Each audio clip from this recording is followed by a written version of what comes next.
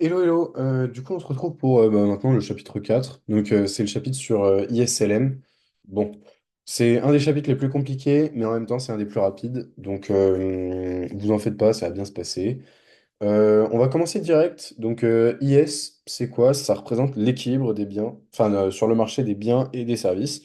Donc, si vous vous souvenez, on a fait deux courbes. On a travaillé sur le chapitre 1 sur le marché des biens, donc avec la consommation, l'investissement, nanana. Et sur le chapitre 2, on a plutôt travaillé sur tout ce qui est monnaie. Et ben, en fait, c'est vraiment ça, ISLM, il y en a une qui représente l'équilibre sur le marché des biens et des services, et l'autre qui représente l'équilibre sur le marché de la monnaie. On va faire assez simple. On va pas rentrer dans les détails de comment ça se construit, etc. Si vous vous souvenez bien, on a l'investissement, enfin le taux I d'intérêt qui rentre en jeu justement à cause de cette notion d'investissement. On a cette formule-là qui est globalement à connaître avec le B0, BI et B2. B0, c'est la part de l'investissement qui est incompressible. B1, c'est de l'investissement en fonction du revenu. Et B2, c'est la part de l'investissement qui est détruite par le taux d'intérêt. Voilà, voilà. Et globalement, cette courbe, elle va bouger dans deux cas. Dans le cas où on augmente ou diminue les dépenses gouvernementales, ou alors quand on augmente ou diminue les taxes. Voilà. C'est assez simple. On va essayer de garder ça aussi résumé que ça. Et si vous avez des questions, surtout ne pas hésiter à les poser. Et je ferai sûrement un cours en particulier pour ce chapitre. Voilà, voilà. Maintenant pour LM. LM, du coup, on apparaît une petite formule qui est juste là. Donc avec L1 qui est en rapport avec le revenu et L2 qui est plutôt en rapport avec le taux d'intérêt. Euh, donc là, on retrouve la masse monétaire, donc, qui est juste là, qui est celle qui va varier justement. P, le niveau général des prix. D1, ça correspond du coup au motif de transaction et de précaution. Donc, c'est les dépenses courantes. C'est pour ça qu'on l'associe au revenu. Et après, on a D1 qui est associé au taux d'intérêt. Pourquoi? Parce que c'est globalement le motif de spéculation. Donc, c'est le motif de spéculation. On avait vu avec l'encaisse. Donc, c'est ce qu'on a dans les caisses, les taux. Si on anticipe une hausse des taux, si on anticipe une baisse des taux, c'est purement ça. Et ça a un effet un peu négatif. Enfin, vous allez sûrement comprendre pourquoi. Donc maintenant, là, c'était juste une formule que le prof avait donnée en plus, mais elle n'est pas forcément nécessaire à apprendre. Maintenant, pourquoi ça varie? Parce que quand la masse monétaire augmente, ça veut dire qu'on a plus d'argent en circulation dans l'économie. Et pourquoi on a plus d'argent dans l'économie? C'est parce qu'on a le taux d'intérêt qui a baissé. Voilà, là, le taux d'intérêt, il était à 1% à ce moment-là, pour justement le revenu Y1. Pour le revenu Y1, maintenant, on sera à un taux d'intérêt de 0%. Voilà, c'est comme ça qu'il faut le dire. Donc, c'est pour ça que le revenu augmente, d'ailleurs. C'est parce que maintenant, pour ces 1% de taux, le revenu, il est de Y2. Donc là, ça peut être par exemple 2000 ou 3000. Voilà, voilà. Et donc, et à l'inverse, quand la masse monétaire diminue, ça veut dire que la BCE a par exemple augmenté ses taux, etc. Et là, c'est exactement ce qu'on observe. C'est le phénomène inverse, en fait. Donc maintenant, ce qui est intéressant, c'est de combiner un peu ces principes, c'est-à-dire de à la fois faire bouger IS et à la fois faire bouger LM. Pourquoi? Bah, juste, en fait, pour des questions d'emploi. Et ça, c'est l'État, justement, qui va déterminer ça avec ses économistes.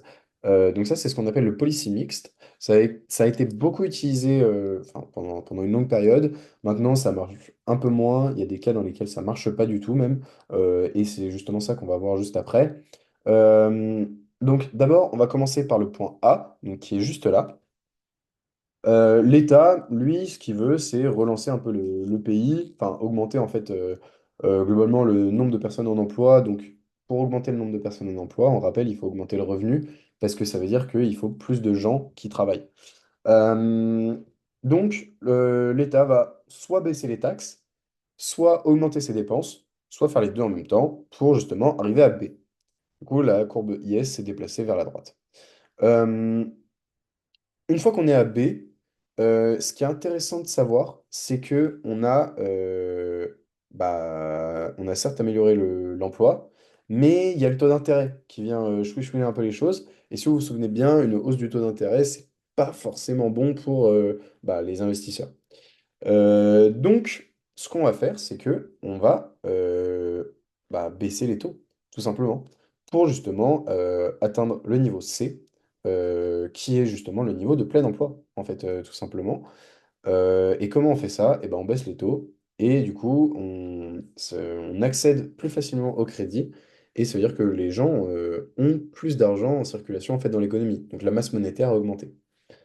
Euh, donc ça veut tout simplement dire qu'on a augmenté le revenu et que maintenant on est dans un système de plein emploi.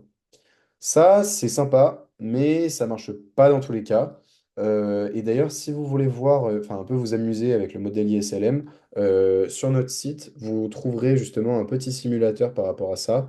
Euh, où vous pouvez justement faire bouger un peu les courbes pour voir un peu comment ça fait, enfin, comment ça fonctionne et surtout est-ce que vous arriveriez à enfin, fonctionner ce modèle comme les présidents, les hommes politiques ont pu le faire sur les années passées. Donc maintenant, on va passer sur les deux cas dans lesquels ça ne marche pas. On a la trappe à liquidité. Donc, je ne sais pas si vous vous souvenez, c'est noté dans le chapitre 2 si je ne dis pas de bêtises. C'est le cas où on a des taux qui sont tellement bas que les investisseurs pensent qu'ils vont forcément augmenter. Donc, c'est quelque chose qui est quand même souvent arrivé de manière générale, d'avoir des taux qui étaient très très faibles. Donc, c'est un des cas dans lesquels ça ne marche pas du tout, parce que typiquement, là, on peut plus rebaisser les taux. On a beau faire de la dépense gouvernementale, on ne peut pas rebaisser les taux, et c'est juste pas possible. Et après, il y a aussi ce qu'on appelle le cas classique ou le cas d'éviction. C'est comme ça qu'il s'appelle, hein, c'est pas moi qui ai inventé. Euh, Ça, c'est dans un cas où on va augmenter d'abord les dépenses publiques pour justement, enfin, hop, tac, on va augmenter les dépenses publiques. Ces dépenses publiques, il faut savoir qu'elles sont généralement financées par de l'emprunt. C'est-à-dire que si tu augmentes tes dépenses publiques, mais que tu augmentes pas tes taxes, donc en sachant que augmenter les taxes, ça tire la courbe vers le bas. Ça veut dire que tu te finances soit par de la trésorerie, or les États ont généralement très peu de trésorerie, donc ça veut dire que tu te finances globalement par de la dette. Mais si tu réfléchis bien, eh ben, tu augmentes ta dette enfin, tu augmentes les dépenses gouvernementales, mais le taux d'intérêt, il augmente aussi du coup. Et le cas d'éviction, c'est, donc là, c'est hausse des taux d'intérêt, c'est exactement ça. Et 4, réduction des dépenses privées. Tu... Le taux augmente, les gens arrêtent de dépenser parce que ils voient le taux qui continue d'augmenter, etc. Donc les gens revendent même leurs actions enfin, parce qu'ils pensent qu'elles vont juste perdre de la valeur. Et donc ça, c'est réduction des dépenses privées. Et donc, du coup, on se retrouve uniquement, ça, je caricaturise, mais uniquement avec de la dépense gouvernementale, donc ce qui fait varier globalement ça, et de l'emprunt. Et en fait, ce qui se passe, c'est que tout l'impact positif que peut avoir, parce que là, on a quand même un impact positif, parce qu'on arrive à déplacer de A à B déjà. Donc, on augmente quand même de moitié par rapport à notre objectif, mais on augmente quand même le revenu. Et ben, en fait, toute cette augmentation-là, elle va être annulée par l'augmentation des taux. Si vous vous souvenez bien, là, on a un impact négatif dû au taux. Et ben, c'est exactement ça. C'est purement ça qui vient détruire en fait cette augmentation. Et donc, en fait, on va retomber là. Voilà. C'est les deux cas globalement où la politique monétaire enfin la politique de policy mix ne fonctionne pas. Si vous avez des questions par rapport à ça, parce que c'est quand même quelque chose qui est quand même assez complexe, je vais faire un cours, je pense, par rapport à ce chapitre. Ou alors, sinon, n'hésitez surtout pas à venir m'envoyer un message en privé, j'y répondrai volontiers. Ou même sur le groupe, hein, d'ailleurs. Ce sera tout pour aujourd'hui, puis la prochaine fois, on se retrouve sur le chapitre 5. À bientôt.